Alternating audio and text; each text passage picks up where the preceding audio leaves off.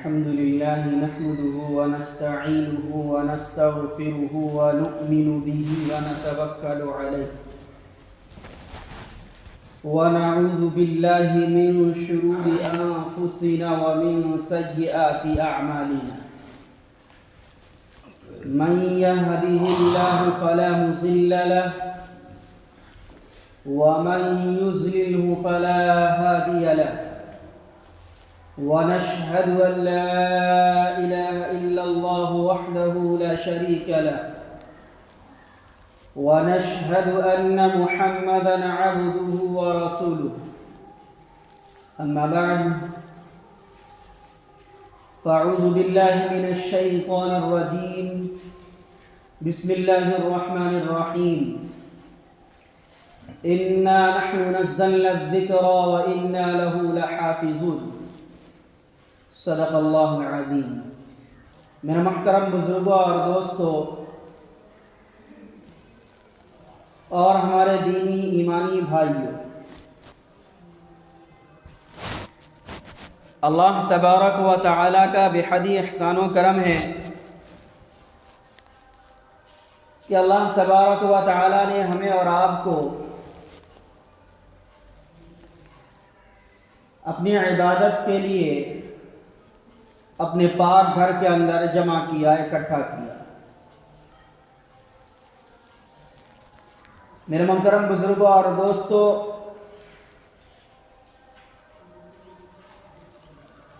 یہ دنیا جس وقت سے قائم ہوئی ہے اور حضرت آدم علیہ السلام کو اس دنیا کے اندر جب اللہ تبارک و تعالی نے بھیجا، اس وقت سے ہی انسان کی رہنمائی کے لیے، انسان کی ہدایت کے لیے دو چیزوں کو اتارا، ایک ساتھ دو چیزوں کو اتارا۔ ایک انبیاء علیہ السلام کی ذات گرامی ہے کہ اس دنیا کے اندر تقریباً 1,24,000 انبیاء علیہ السلام تشریف لائے، اور انبیاء علیہ السلام کی ذات گرامی کے ساتھ ساتھ آسمانی کتابیں بھی اس دنیا کے اندر انسانوں کی ہدایت کے لیے آئی۔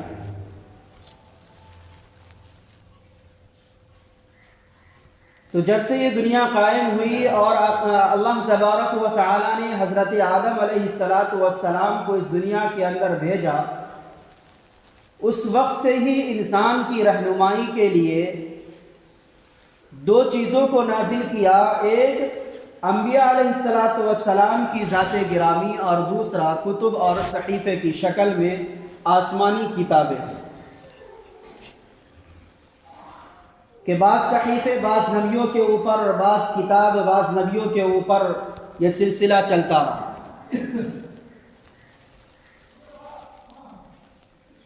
اور ہر نبی اور رسولوں کا مقصد اس دنیا کے اندر مبعوث کرنے کا ایک ہی رہا ہے کہ انسان کو اللہ رب العزت کی بندگی کرنا سکھائے، کہ اس دنیا کے اندر انسان اللہ رب العزت کی مان کر زندگی گزارے، اللہ رب العزت کی نافرمانی والی زندگی نہ گزارے۔ اسی مشن کے لیے اور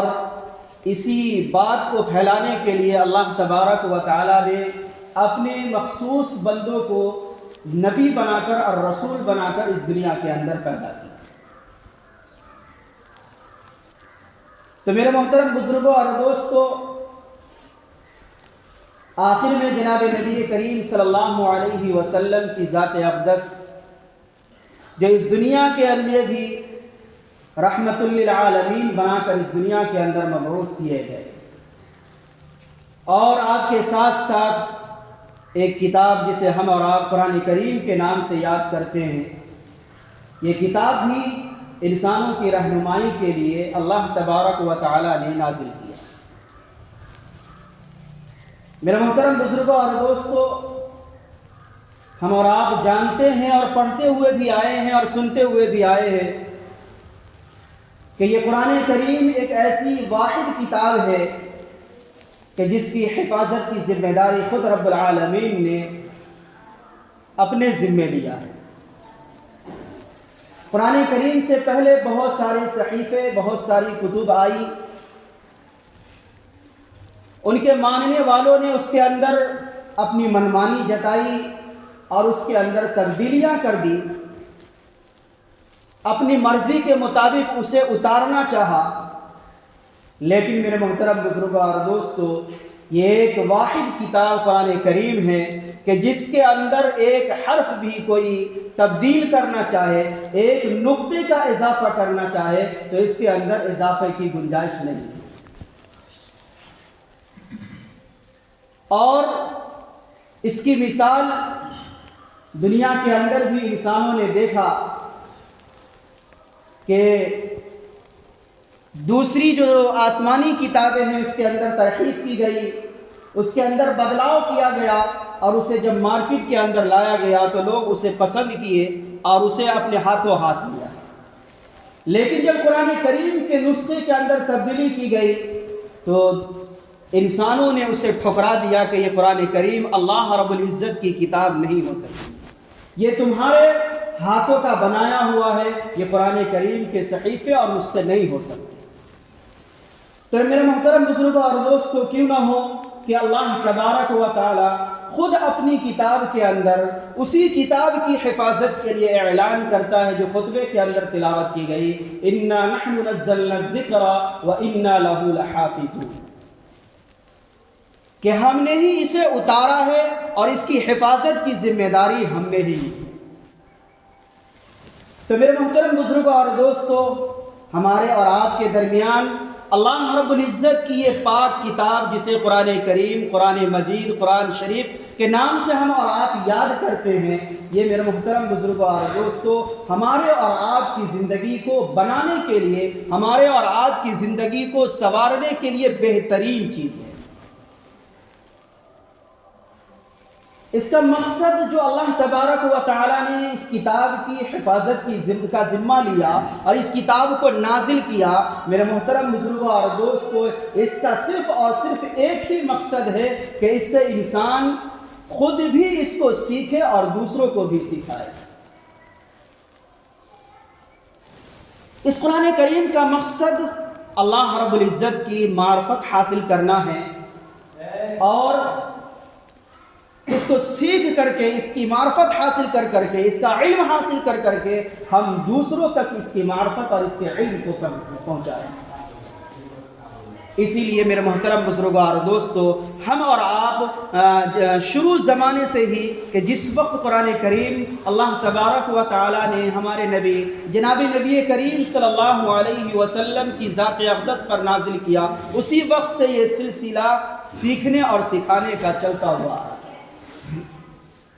کہ اللہ تبارک و تعالی نے اس قرآن کریم کو فرشتوں کے ذریعے سے، حضرت جبرائیل علیہ السلام کے ذریعے سے جناب نبی کریم صلی اللہ علیہ وسلم کی ذات اقدس پر اتارا۔ آپ علیہ السلام اس کے درس کو لے کر اپنے ساتھیوں کے اندر پہنچے اور صحابہ کرام کو اس کا علم عطا کیا۔ اور اس وقت بھی جناب نبی کریم صلی اللہ علیہ وسلم نے فرمایا تھا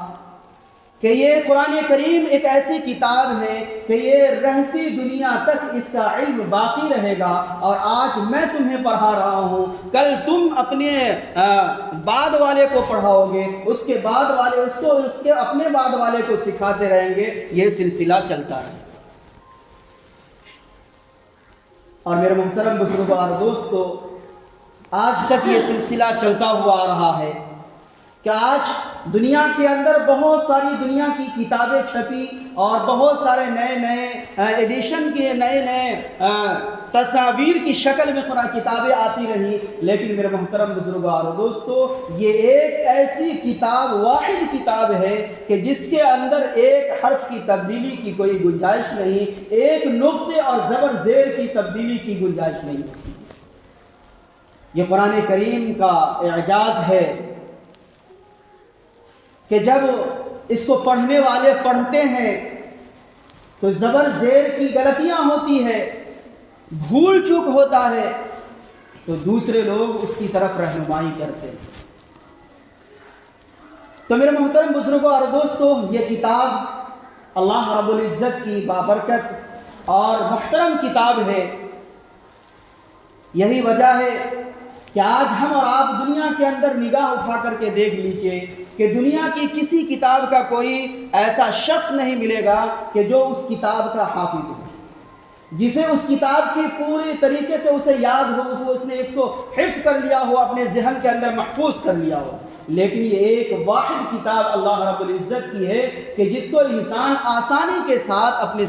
دلوں کے اندر، اپنے سینوں کے اندر محفوظ رکھتا ہے۔ یہ ایک واحد کتاب ہے اللہ تبارک و تعالیٰ کی، اور یہ انسان کے لیے اور یہ انسانی زندگی کی رہنمائی کے لیے اللہ تبارک و تعالیٰ نے نازل کیا۔ تو میرے محترم بزرگوں اور دوستو، ہم اور آپ جس دور سے گزر رہے ہیں،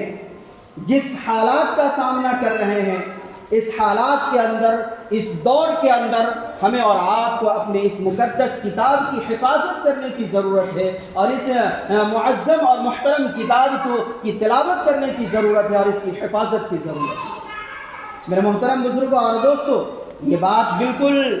درست ہے اور 100% درست ہے کہ اللہ تبارک و تعالیٰ نے اس کتاب کی حفاظت کی ذمہ داری خود اپنے ذمے لیا ہے۔ لیکن میرے محترم بزرگوں اور دوستو، آج کے دور کے اندر مسلمان یہ اپنے آپ کو سوچتا ہے کہ ہم مسلمان ہیں، ہماری وجہ سے اسلام کی بقا ہے، ہماری وجہ سے قرآن کی بقا ہے۔ میرے محترم بزرگوں اور دوستو، پوری قرآن کریم کو آپ اٹھا کر کے دیکھ لیجئے، کہیں بھی آپ کے اوپر یہ نہیں کہا گیا۔ قرآن کریم کی حفاظت کے لیے اللہ تبارک و تعالیٰ نے یہ آیت تو نازل کیا، اِنَّا نَحْنُ نَزَّلْنَا الذِّكْرَ وَإِنَّا لَهُ لَحَافِظُونَ، لیکن آپ قرآن کریم کہ کسی بھی آیت کو آپ اٹھا کر کے دیکھ لیے کہ آپ کی حفاظت کی ذمہ اللہ تبارک و تعالیٰ نے نہیں لی۔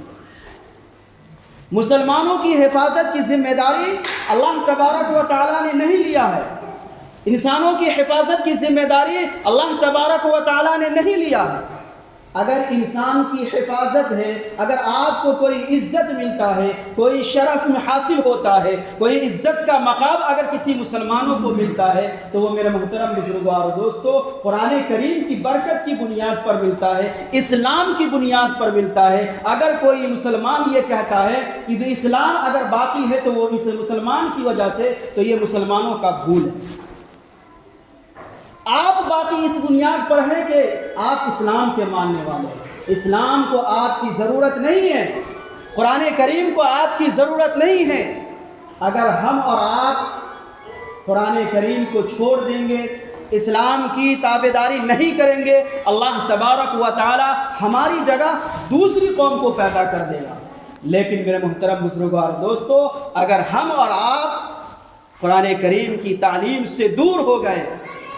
اسلام کی تعلیمات سے دور ہو گئے، جناب نبی کریم صلی اللہ علیہ وسلم کی شریعت سے اگر ہم دور ہو جائیں گے، تو میرے محترم بزرگوں اور دوستو، ہم اپنی نظروں کے سامنے، ہم اپنی نگاہوں کے سامنے ہمارا جو حشر ہو رہا ہے، ہم اپنے نگاہوں کے سامنے روز مرہ دیکھتے ہوئے آ رہے ہیں۔ تو میرے محترم بزرگوں اور دوستو، ان بگڑتے ہوئے حالات میں بھی اگر مسلمان، آج کا مسلمان اپنے ہوش کے ناخن نہیں لیتا ہے، اسلام کی طرف نہیں لوٹتا ہے، قرآن کریم کی تعلیمات کی طرف نہیں لوٹتا ہے، تو میرا محترم بزرگوں اور دوستو، یہ بات یاد رکھیے کہ آپ دنیا کے اندر ذلیل و خوار ہوتے ہوئے آ رہے ہیں اور ہوتے رہیں۔ اگر ہم اور آپ عزت چاہتے ہیں، دنیا کے اندر بقا چاہتے ہیں۔ صحابہ کرام جس طریقے سے کم تعداد کے ہوتے ہوئے بھی غیروں کے اوپر غلبہ حاصل کیا ہے، فوقیت حاصل کی ہے، وہی عزت، وہی شرافت، وہی روب و دبدبہ اگر آپ دنیا کے اندر قائم کرنا چاہتے ہیں، وہی عزت حاصل کرنا چاہتے ہیں، تو میرے محترم بزرگار دوستو اپنی زندگی سے توبہ کرنا ہوگا اور جناب نبی کریم صلی اللہ علیہ وسلم کی شریعت اور قرآن کریم کے جو احکام ہیں اس کے مطابق ہمیں اور آپ کو زندگی گزارنا ہوگا۔ افسوس ہوتا ہے کہ آئے دن حالات بگڑتے چلے جا رہے ہیں، لیکن مسلمان اپنی عیاشی سے باز نہیں آ رہے۔ مسلمانوں کے سروں کے اوپر جوئی تک نہیں رینگتا ہے، وہ اپنے نیوز پیپر کے اوپر دیکھ کر، یوٹیوب میں دیکھ کر اس وقت تو اسے تھوڑی سی کیفیت کشمکش کی لگتی ہے، لیکن جو ہی وہ یوٹیوب کو بند کرتا ہے، نیوز کو بند کرتا ہے، پیپر کو سمیٹ کر رکھ دیتا ہے، پھر اس کے حالات وہیں چلے جاتے ہیں۔ کتنے افسوس کی بات ہے میرے محترم بزرگوں اور دوستو، یہ آئے دن اللہ تبارک و تعالی جو ہماری نظروں کے سامنے ہمارے مسلمان بھائیوں کو پریشان کیا جاتا ہے اور طرح طرح کی مصیبتیں ہمارے سامنے آ رہی ہے، یہ اللہ تبارک و تعالی ہمیں گھنٹی بجا کر ہمیں وارننگ دے رہا ہے کہ آج تمہارے بھائیوں کا معاملہ ہے، کل تمہارے ساتھ بھی یہ معاملہ پیش آتا ہے۔ لیکن میرے محترم بزرگوں اور دوستو، ہم اور آپ خواب غفلت کے اندر ہی سوئے ہوئے ہیں، خواب غفلت سے بیدار ہونے کا نام نہیں ہے۔ لیکن میرے محترم بزرگوں اور دوستو، یہ آخری دور ہے، یہ آخری دور ہے، یہ آخری وقت ہے، یہ وقت ہمیں اور آپ کو اسلام سے وابستہ کرنے کی ضرورت ہے، قرآن کریم سے اپنے رشتے کو مضبوط کرنے کی ضرورت ہے۔ ہم اور آپ قرآن کریم کو صرف 2 مہینوں کے لیے خاص کر دیا ہے۔ یہ قرآن کریم ایک ایسی کتاب تھی کہ ہم اور آپ زندگی کے ہر موڑ پر اگر اس سے سبق حاصل کریں گے، اسے تلاش کریں گے، تو زندگی کے ہر موڑ پر یہ کتاب ہماری رہنمائی کے لیے کھڑی ہوئی ہے۔ لیکن آج مسلمانوں کا یہ حال ہو گیا ہے کہ ہم اور آپ نے، مسلمانوں نے اس کتاب کو صرف 2 مہینوں کے لیے خاص کر لیا، ایک شعبان کا مہینہ جو ابھی چل رہا ہے اور ایک اگلا رمضان کا مہینہ تراویح کے لیے۔ بس قرآن کریم کو صرف انسان مسلمانوں نے ایصال ثواب کے لیے، مردوں کے لیے خاص کر دیا۔ میرے محترم بزرگوار دوستو، جہاں قرآن کریم مردوں کے ایصال ثواب کے لیے ہے، وہی ہمارے اور آپ کی زندگی کے اندر بھی ہے کہ ہم اپنی زندگی کے اندر اس قرآن کریم سے سبق حاصل کریں، رہنمائی حاصل کریں اور اس کے مطابق زندگی گزاریں۔ تو میرے محترم بزرگوار دوستو، یہ قرآن کریم بڑی بابرکت کتاب ہے، بڑی رحمت والی کتاب ہے، اصول والی اور کتاب اللہ تبارک و تعالیٰ نے دیا ہے۔ کسی امت کو یہ کتاب میسر نہیں ہوئی، کسی امت کو ایسا نبی نہیں ملا۔ یہ ہمارے اور آپ کے لیے فخر کی بات ہے کہ اللہ تبارک و تعالیٰ نے رحمت للعالمین جیسا نبی بنا کر کے اس دنیا کے اندر ہمیں اور آپ کو ایسے نبی کے اندر امتی بنا کر کے پیدا کیا، اور ایسی کتاب جس کی حفاظت کی ذمہ داری اللہ تبارک و تعالیٰ نے خود اپنے ذمہ لیا ہے، ایسی بابرکت کتاب، ایسی معظم کتاب اللہ تبارک و تعالیٰ نے ہمیں دیا ہے، پھر بھی ہم اسے چھوڑ کر کے ہم کدھر جا رہے ہیں۔ آج افسوس ہوتا ہے میرے محترم بزرگوں اور دوستو، حالات کو دیکھ کر وقت کا تقاضا نہیں ہے، ورنہ اس پر بہت ساری گفتگو ہو سکتی ہے۔ میرے محترم بزرگوں اور دوستو، آج کتنا افسوس کی بات ہے کہ آج سوشل میڈیا پر اور یوٹیوب کے اوپر، اخباروں کے اندر آج مسلمانوں کے اتحاد کی بات کی جاتی ہے، مسلمان پھر بھی متحد نہیں ہو رہا ہے۔ کتنے افسوس کی بات ہے کہ جن کے سینکڑوں معبود ہے، سینکڑوں تہذیب ہے، ہر خطے، ہر قوم کے الگ الگ ان کے طور اور طریقے ہیں، وہ آج ایک پلیٹ فارم پر جمع ہے، لیکن جس کے ایک خدا، جس کی ایک کتاب، جس کا ایک رسول، جس کا ایک دین، ایک شریعت، آج وہ بریلوی، دیوبندی، شیعہ اور سنی کے اندر بٹ کر کے متحد ہونے کے لیے تیار نہیں۔ میرا محترم بزرگوں اور دوستو، مسلک کے نام پر ہم اور آپ بٹے ہوئے ہیں۔ تو میرا محترم بزرگوں اور دوستو، ابھی کے جو حالات ہیں وہ مسلک کے نام پر بٹنے کا وقت نہیں ہے، بلکہ متحد ہونے کا وقت ہے۔ تبھی جا کر کے میرے محترم بزرگوں اور دوستو، اس دنیا کے اندر ہم اور آپ چین اور سکون کی زندگی گزار سکتے ہیں۔ اللہ تبارک و تعالی ہمیں کہنے سننے سے زیادہ عمل کی توفیق عطا فرمائے۔ وآخر دعوانا ان الحمد للہ رب